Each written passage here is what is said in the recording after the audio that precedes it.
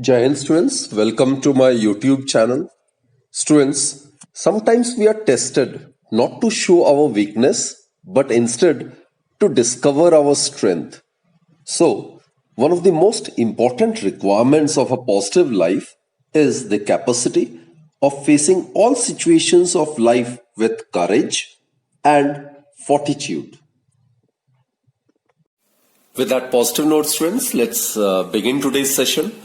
In the previous lecture, we have discussed about the phenomena of polarization, isn't it? We have discussed the schematic representation of plain polarized light, then ordinary or unpolarized light, and then we have discussed some important terms and definitions related to polarization of light.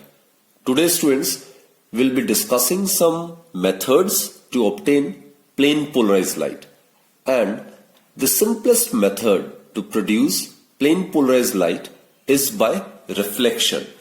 So we'll begin this session by this topic, polarization by reflection. Suppose, students, an ordinary or unpolarized light is incident on a transparent refracting medium. Then students, Malus observed that the reflected beam, it is partially polarized, while the refracted beam, it remains unpolarized. So students, again I repeat, this is suppose the unpolarized or ordinary light. This is ordinary or unpolarized light. This is incident on a transparent refracting medium. So this is the normal n dash and this is the interface, suppose xy. So the angle which this ordinary ray of light makes with the normal, that is angle of incidence. So the light will get reflected as well as refracted. This is the angle of refraction. So it is observed that this reflected beam, it is partially polarized.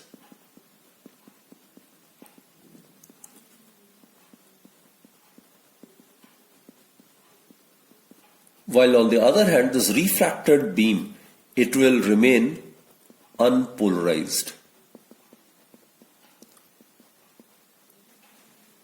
Now it is observed that as the angle of incidence is increased, the degree of polarization of the reflected beam also increases. At a particular value of angle of incidence, the reflected beam, which was earlier partially polarized, now it becomes fully polarized. This particular angle of incidence is known as the polarizing angle for that medium, right? So suppose, students, in this case, here the angle of incidence was I. Now the angle of incidence is increased. This is the angle of incidence. Obviously I dash is greater than I. Now suppose at this angle of incidence, the reflected beam becomes fully polarized. This is plain polarized light. In that case, this angle of incidence is known as the polarizing angle, represented by P.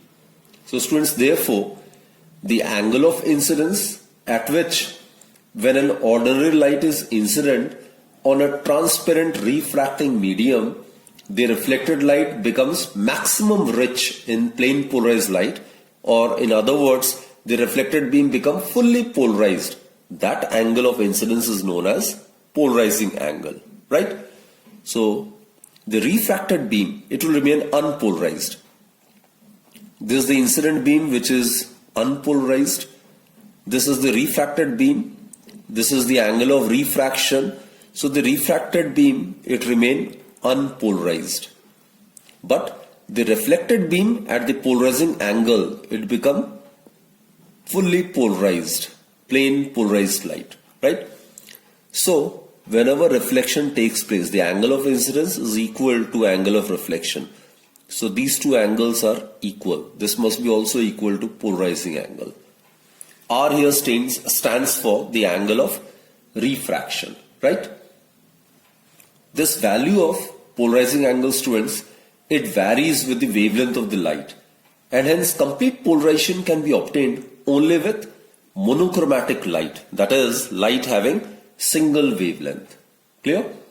So in this case, the ordinary light is considered to be incident along this direction, right, on the surface. This XY is the interface which is separating air with the medium. Suppose the medium is of refractive index mu. Then the completely plane porous light is obtained along this path. Clear? And students, it should be noted that this completely plane polarized light, it has vibrations which are represented by dots. That is, the plane polarized light has vibrations perpendicular to the plane of the paper. These are the vibrations which are possessed by the plane polarized light, that is the reflected beam. And the light traveling along this path, that is the refracted light, remains unpolarized, right? Let me give the proper explanation basically.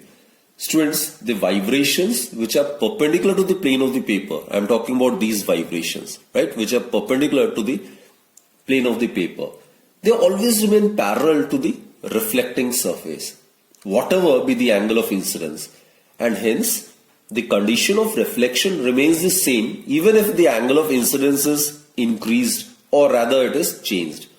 The other vibrations, that is this represented by arrows, right, they make different angles with the reflecting surface as the angle of incidence is changed. So students, when the light is incident at the polarizing angle or at the angle of polarization, then the vibrations which are represented by dots, that is the vibrations which are perpendicular to the plane of the paper or parallel to the reflecting surface, they are reflected along this direction, right? While the other vibrations which are making some angle with the reflecting surface are transmitted and not reflected. Therefore, the reflected beam of light, it is completely polarized in the plane of incidence. So students, the light reflected from a transparent refracting medium is plane polarized, and the plane of vibration becomes maximum rich in such vibrations when the light is incident at polarizing angle, which I have indicated by small letter p, right? Also students, when the light, this ordinary light or unpolarized light is incident at polarizing angle at the interface of a refracting medium, then the refractive index of the medium, that is mu, this is the refractive index of the medium, it is equal to the tangent of the polarizing angle. Clear students? And also students, we will discuss that at the polarizing angle, when the unpolarized light or unpolarized light or the ordinary light is incident on the refracting transparent medium at the polarizing angle, then the reflected ray and the refracted ray, they are always perpendicular to each other. That is, the angle between them is 90 degrees. This also we can mathematically justify. Actually, this is the statement of Brewster's law. So Brewster's law states that when light is incident at polarizing angle at the interface of a refracting medium, then the refractive index of the medium is numerically equal to the tangent of the polarizing angle. So if you consider unpolarized light to be incident at polarizing angle, suppose this is the polarizing angle, then we have already discussed this reflected beam become fully polarized, isn't it? And this is the refracted beam, the angle which it makes with the normal is known as the angle of refraction. Clear? This is the unpolarized light, this is the plane polarized light. And as per the law of reflection, the angle of incidence, which is P, must be equal to the angle of reflection, which must also be P, right? And if the refractive index of the medium is mu, then Brewster's law states that at the polarizing angle, the refractive index of the medium, that is mu, is equal to tangent of the polarizing angle. Let us consider this to be 1. Now students, let us consider this to be point A. Let's apply Snell's law at point A. So, applying Snell's law at point A, we get, now Snell's law is the ratio of sine of angle of incidence to the sine of angle of refraction is constant, and that constant is equal to the refractive index of the medium. So, sine of angle of incidence is equal to the polarizing angle divided by the sine of angle of refraction is equal to the refractive index of the medium, which is mu.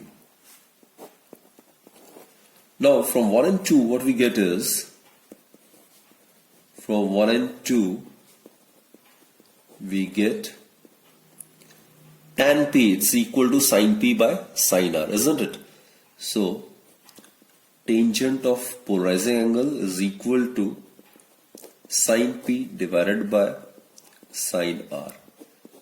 Now we are aware tan P, it's equal to sin P by cos P. Tan P may be written as sin P divided by cos P.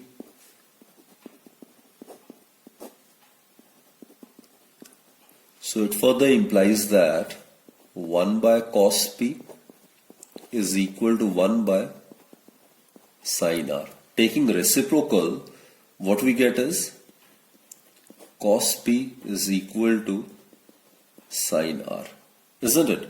So it may further be modified like this. Cos P, it may be written as sin R. It may be written as sin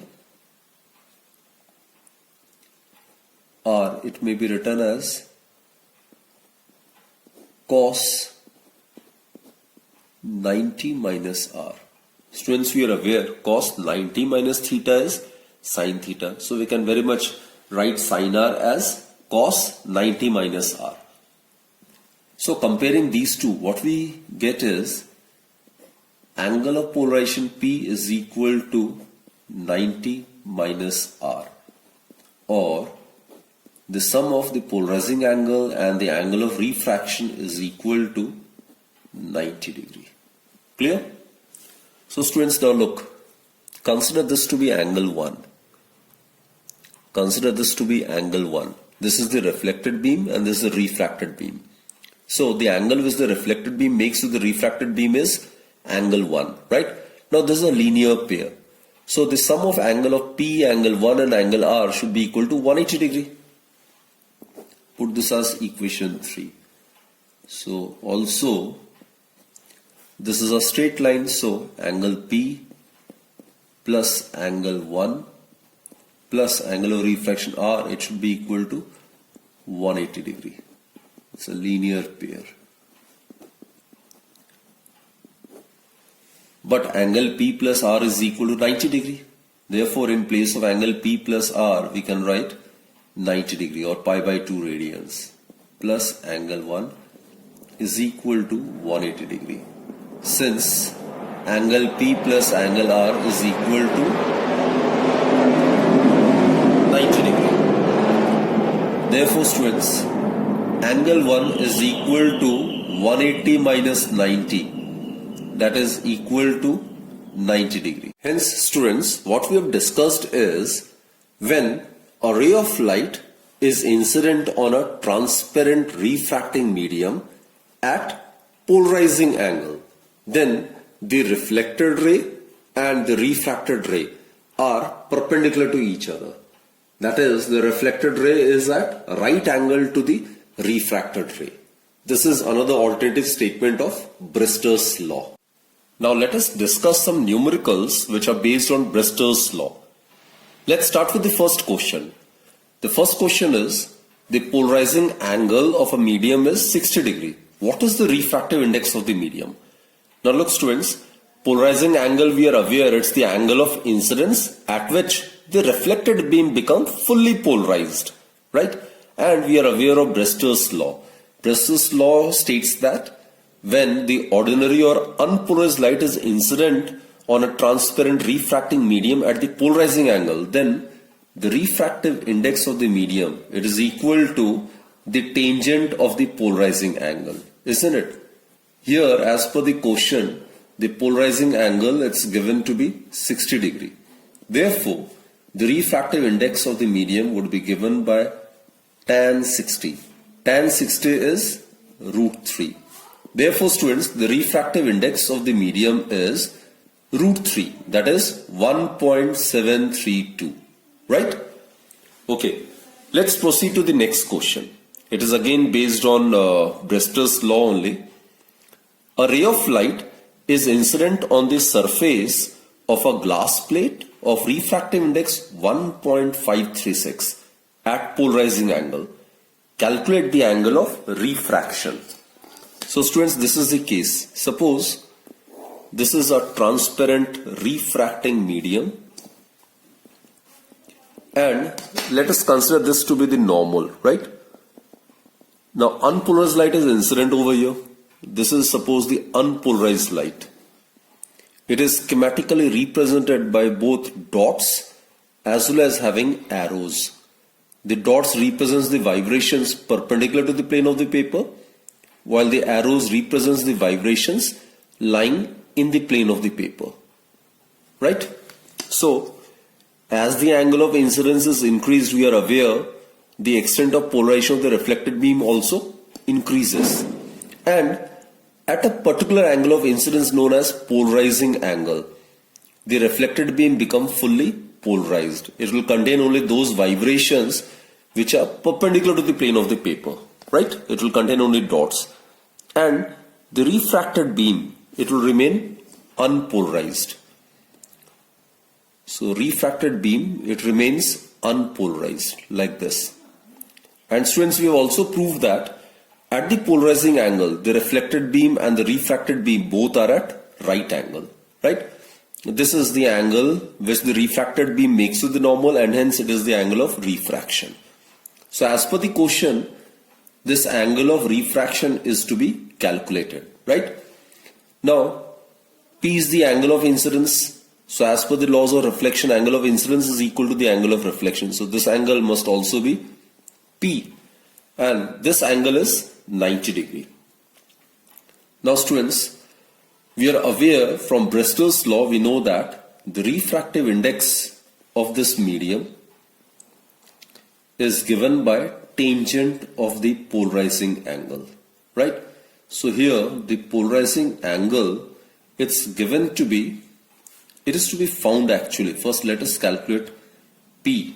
Mu is given to be 1.536, that is tan P is equal to 1.536. Now it's given in the question, students. Tan 56 degree 56 minutes is 1.536, which implies that angle of polarization, it must be 56 degree 56 minutes. Now our objective is to find out the angle of refraction. Now this is a straight line, therefore the sum of polarizing angle 90 degree plus R, it should be equal to 180 degree. So from the diagram it is pretty clear that angle P plus this angle is 90 degree. The reflected ray and the refracted ray are perpendicular to each other at the polarizing angle, plus angle of refraction, it should be equal to 180 degree.